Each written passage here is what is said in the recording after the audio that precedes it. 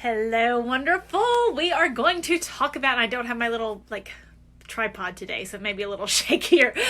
We're going to talk about how to forgive yourself and take back your thinking after a toxic relationship. And if you have not seen my webinar on how high achieving women take back their lives after a toxic relationship, then I highly suggest watching it. You can reach out to Shannon to get that. It's all to you because of what is wrong with you. I don't think you were chosen by a toxic person because you're broken, because you're messed up, because you were codependent.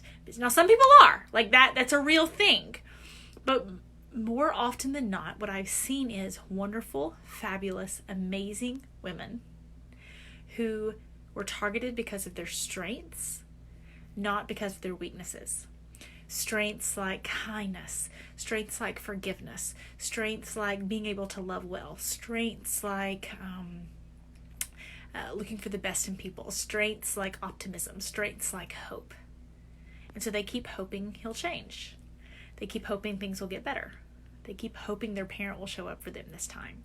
They keep hoping, and the ability to grow, like the desire to grow. I call it smart girl syndrome, right? Which means you haven't met a problem you couldn't solve. So of course you assume you can solve the problem of the toxic person.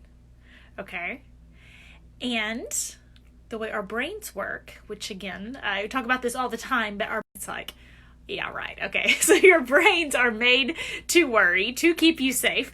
So our brains are constantly looking for problems for us to solve. Okay.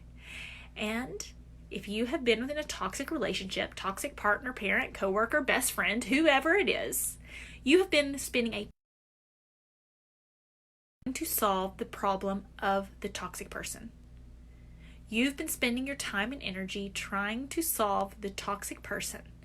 And therefore, you have lots of practice thinking about the toxic person, trying to solve the problem of the toxic person, trying to make them happy, trying to figure out what you can change, trying to figure out what you can do differently, trying to figure out how you should be different, trying to figure out what mood they're going to be in, trying to figure out why they said that, trying to figure out, okay, you get it?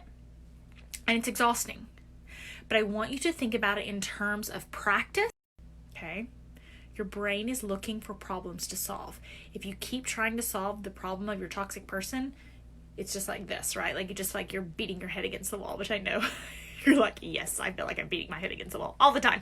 Okay, so our goal is to find new problems to solve. The way to stop thinking and having that control that they have that control they have over your head and your heart and your soul. It's because your brain is made to be a problem solver. It's awesome, right? You've been able to solve all kinds of problems in your life. But when probably can't be solved, they're not going to be changed, you need to find a new problem to solve. Something else in your life that is amazing and creative and fun and doable, right? Because trying to solve the problem of toxic people is always going to be frustrating.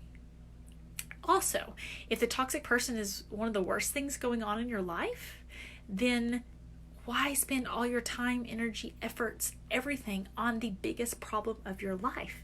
Because that's going to feel like you're going up a mountain, right? Rather than finding soul. I don't care if it's changing careers. I don't care what it is. I care that when you think about that toxic person and it feels overwhelming, the toxic people teach you to feel helpless, okay? Even after the relationship's over. So you need to take action on something that is solvable, that has a solution.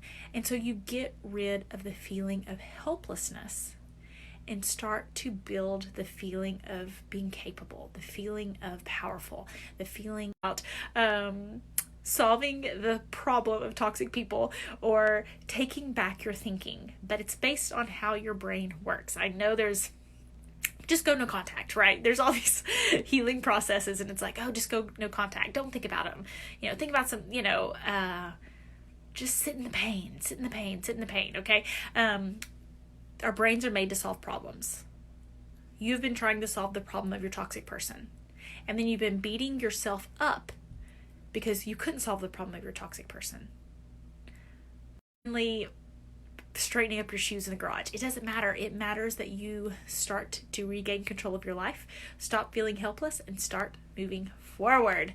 Hope you guys have a great day, and I hope that helps.